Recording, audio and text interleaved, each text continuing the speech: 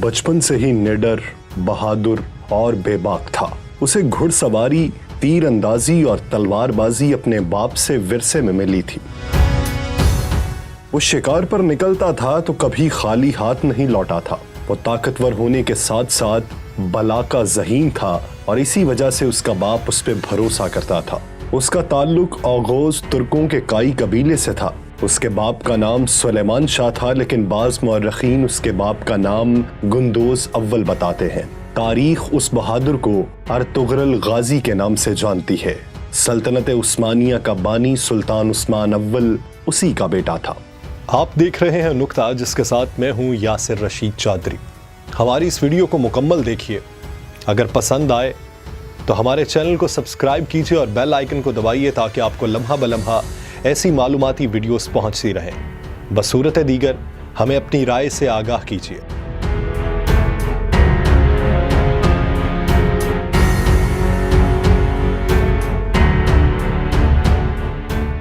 Ertugrul 1190 में मौजूदा तुर्की के सूबे बरूसा में पैदा हुआ। जब मंगोलों ने तुर्कमानिस्तान पर हमला किया तो बहुत से कबीलों ने हिजरत की और एशियाई कोचक की जानिब रवाना हुए। काई कबीले ने शाम के करीब एक इलाके में पड़ाव डाला था, लेकिन ये इलाका सर्दियों के मौसम के लिए साजगार नहीं था।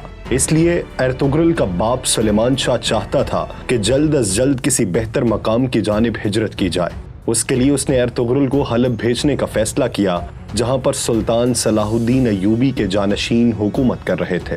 हलब के सुल्तान अल अजीज के पास सुलेमान शाह के एलची के तौर पर अर्तुगरुल को भेजा जाना था, लेकिन उससे पहले एक ऐसा वाकया हुआ जिसने काई कबीले को मुसीबतों में धकेल दिया। अर्तुगरुल गाजी अपने जानिसारों के साथ शिकार खेलने गया तो वहां उसने देखा कि कुछ सलीबी ईसाई कैदियों को लेकर जा रहे हैं। उसने कैदियों को बचा लिया और सलीबियों को कत्ल कर दिया, जबकि कैदियों को कबीले में ले आया। सलीबियों से झड़प में उसने अनातोलिया पर काबिज सलीबी सरदार तीतुश का भाई भी कत्ल कर दिया, जिसके बाद सलीबी काई कबीले के दुश्मन हो गए। जबकि जो कैदी वो साथ लाया था उनमें एक बूढ़ा शख्स और उसकी एक बेटी और बेटा था। ये शख्स रूमी सल्जूक शहजादा गयासुद्दीन था, जिसे शहजादा नुमान भी कहा जाता है। उसकी बेटी हलीमा सल्जूक शहजादी थी, जो बाद में अर्तुगरुल की बीवी बनी, और उसका भाई शहजादा शहीर भी उनके साथ था। उस वक्त तख्त की हिफाजत और किसी बगावत को कुचलने के लिए सुल्तान ने अपने भाइयों को कैद कर दिया था, लेकिन शहजादा नुमान काई कबीले के हाथ लग गया था। उसकी बाजियाबी के लिए सल्जूक गवर्नर ने भी काई कबीले को धमकाना शुरू कर दिया, लेकिन काई सरदार ने अपनी रिवायात का पास रखते हुए कैदी उनके हवाले करने से इनकार कर दिया। जब अर्तुगरुल हलब के अमीर से मिलने गया तो साजिशों ने कैदियों को सल्जूकियों के हवाले कर दिया। हलब में अर्तुगरुल साजिशों का शिकार हुआ, लेकिन अपनी बहादुरी और ज़हानत से बच निकला।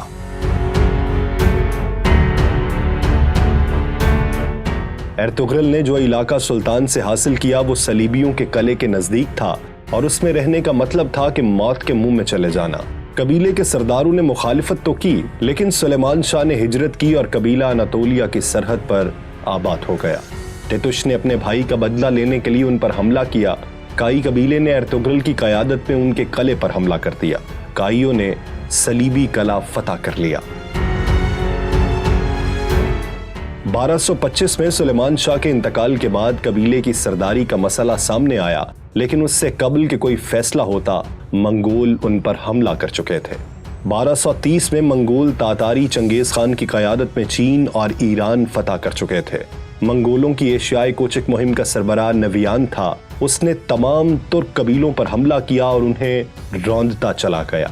उसने काई कबीले पर भी हमला किया और कबीले को आग लगा दी। कबीले के लोगों ने मुश्किल से जान बचाई और अर्तुगरुल की वालिदा हाइमा खातून और भाई गुलदारों की क़यादत में अपने दोस्त कबीले दो दुर्गा चले गए।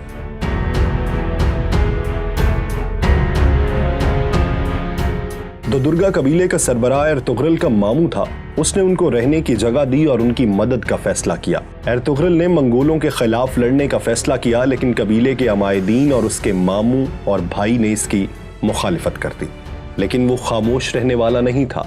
उसकी दूरअंदेशी ने उसे बता दिया था कि मंगोल सुकून नहीं करेंगे और सब कुछ तबाह कर देंगे। उसने अपनी बीवी हलीमा को सुल्तान अलाउद्दीन के क़ुबाबाद के पास भेजने का फैसला किया ताकि वो सल्जूक रियासत में मुकीम हो सके और मंगोलों के खिलाफ जंग भी कर सके। एर्तुगरुल जल्द अज जल्द सल्जूक रियासत में जाना चाहता था। इसके लिए उसने अनातोलिया के मगरिब के करीब एक इलाके का इंतखाब किया। नवियान के खिलाफ जंग के दौरान एर्तुगरुल को सख्त परेशानियों का सामना करना पड़ा।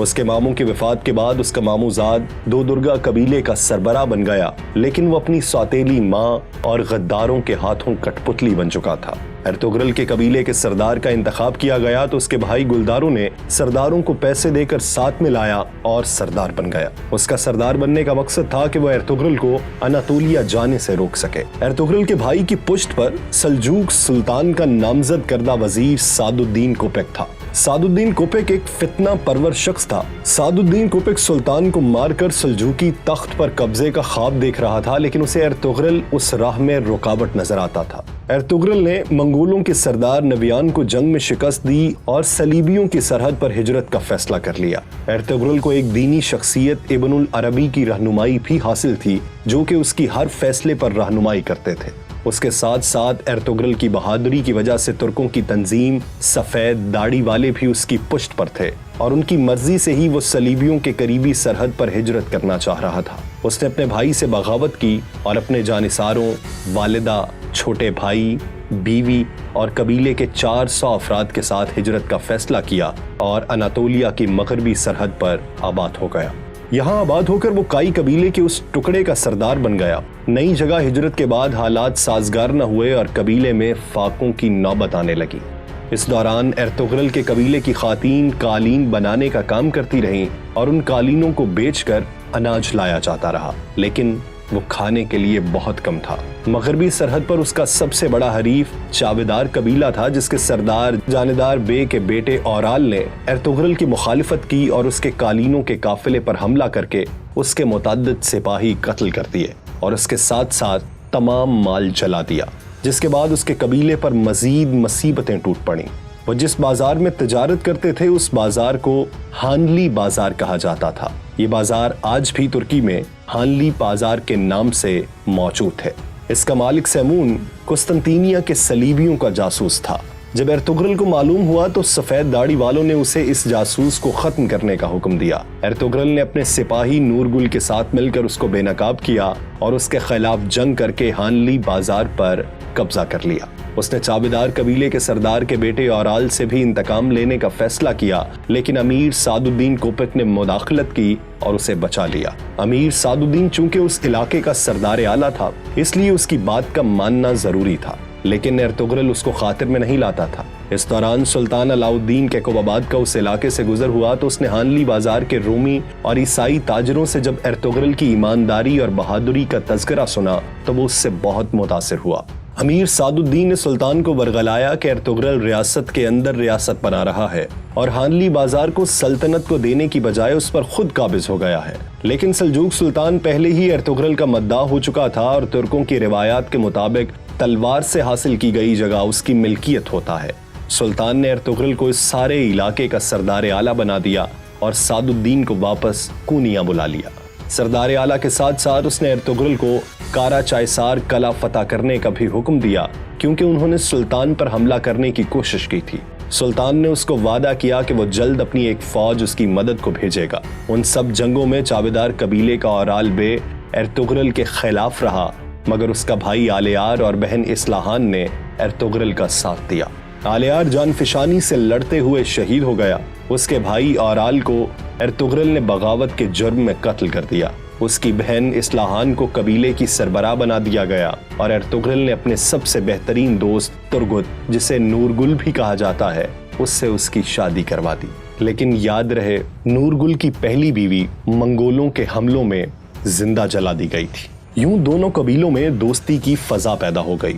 इस दौरान एक झड़प में कले का कमांडर वेसिलियोस एर्तुगरुल के हाथों मारा गया और नीकिया के शहंशाह ने आरस को गवर्नर बनाकर भेजा। आरस ने एर्तुगरुल की तरफ दोस्ती का हाथ बढ़ाया और जंग रोक दी, लेकिन अमीर सादुद्दीन कोपेक और चावेदार कबीले की दूसरी शाख के सरदार बहादुर बे के साथ मिलकर उसने एर्तुगरुल के खिलाफ साजिशें शुरू कर दी। उसने एर्तुगरुल के बेटे को भी कैद कर लिया और बहादुर बे की साजिशों में मदद की। एर्तुगरुल ने बहादुर को कत्ल कर दिया और चावेदार कबीले का नया सरदार इस्लाहान के शौहर नूरगुल को बना दिया। اس سے نمٹ کر ارطغرل نے سلطان کی فوج کا انتظار کیے بغیر ہی اپنے سپاہیوں کے ساتھ مل کر قلعے پر حملہ کیا اور قلعے پر قبضہ کر لیا۔ قلعے کا گورنر آرس اپنی جان بچا کر بھاگ گیا اور قلعے پر سلجوق سلطنت اور کائی قبیلے کا پرچم لہرا دیا گیا۔ کارا چائسار قلعہ اور ہانلی بازار فتح کرنے کے بعد ارطغرل کا ہر طرف چرچا ہونے لگا۔ ارطغرل نے قلعے میں اپنے بھائی سارم کو نائب مقرر کیا اور سعد الدین کوپک کے سازشوں سے سلطان کو آگاہ کرنے کونیا چلا گیا۔ کونیا میں سلطان کو اس نے امیر سعد الدین کے خلاف ثبوت دیے، لیکن وہ سازشی اپنی جان بچانے میں کامیاب ہو گئے۔ 1237 میں اس نے سلطان علاؤ الدین کیقوباد اور اس کے نامزد جانشین شہزادہ کلیج ارسلان کو قتل کروا کر غیاث الدین کیسرو کو سلجوق سلطان بنا دیا۔ سلطان کے قتل کا الزام ارطغرل پر لگا دیا اور اسے قید میں ڈال دیا گیا۔ ارطغرل کو قید میں ڈالنے کے بعد سلطنت پر امیر سعد الدین کوپک کا قبضہ ہو گیا۔ اس نے کارا چائسار قلعے اور اس علاقے سے ارطغرل کی سرداری ختم کروا دی اور گنالپ نامی قلعے دار کو سردار اعلیٰ اور قلعے کا نگران بنا دیا۔ لیکن جب سلطان غیاث الدین کو معلوم ہوا کہ اس کے باپ کو ارطغرل نے نہیں بلکہ اس کی ماں کے ساتھ مل کر سعد الدین کوپک نے قتل کروایا ہے، تو اس نے ارطغرل کو دوبارہ سردار اعلیٰ بنایا اور ارطغرل کو آزاد کروا دیا۔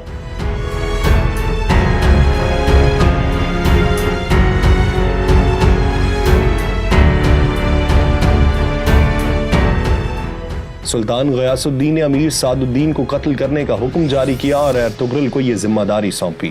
ارطغرل نے گنالپ بے کو اس سازشی شخص کی اصلیت سے آگاہ کیا اور اس کے ساتھ مل کر سعد الدین کوپک کا خاتمہ کیا اور سلطنت کو دوبارہ پیروں پر کھڑا کرنے کی کوشش کی، لیکن اس نے گنالپ کو کارا چائسار قلعے کا نگران ہی رہنے دیا اور خود قبیلے سمیت سوغوت ہجرت کر گیا۔ سوغوت وہ علاقہ تھا جو اس کی بہادری سے خوش ہو کر سلطان علاؤ الدین نے اسے عنایت کیا تھا اور آزادی دی تھی کہ وہ چاہے تو ارد گرد کے علاقے فتح کر کے اپنی جاگیر بڑھا سکتا ہے۔ اس نے ہانلی بازار بھی سلجوق ریاست کو سونپ دی اور خود سوغوت ہجرت کرنے کی تیاری کرنے لگا۔ اس دوران اوکتائی خان نے دوبارہ اناطولیہ پر حملہ کرنے کا اعلان کیا اور نویان کو یہ کام سونپا گیا کہ وہ یا تو سلطان غیاث الدین کو اطاعت پر راضی کرے یا پھر اناطولیہ کو تباہ و برباد کر دے۔ نویان نے جب سلطان غیاث الدین کو 2 گنا لگان اور اطاعت کا حکم دیا تو اس نے ایک صلح نامہ دے کر ارطغرل کو نویان کے ساتھ اوکتائی خان کے پاس سفیر بنا کر بھیجا۔ ارطغرل کی غیر موجودگی کا فائدہ اٹھاتے ہوئے نویان کی بہن نے کائی قبیلے پر حملہ کرنے کا منصوبہ بنایا، لیکن وہ کامیاب نہ ہو سکی اور نویان کی بہن ماری گئی۔ ادھر جب ارطغرل اوکتائی خان کے پاس پہنچا تو اس نے امن معاہدے پر مہر لگا دی اور 2 سال کے لیے سلجوقوں کو مہلت مل گئی، لیکن اسی دن اوکتائی خان مارا گیا اور اس کی موت کا ذمہ دار ارطغرل کو قرار دیا گیا، لیکن وہ بھاگ نکلنے میں کامیاب ہو گیا۔ نویان نے اس کا تعاقب کیا لیکن ناکام رہا۔ نویان واپس چلا گیا اور اوکتائی خان کے بیٹے قدن خان کو جو اس کا جانشین تھا اسے اناطولیہ پر حملے کے لیے تیار کیا، جس کے نتیجے میں 1243 میں کوسے ڈاک کی جنگ لڑی گئی۔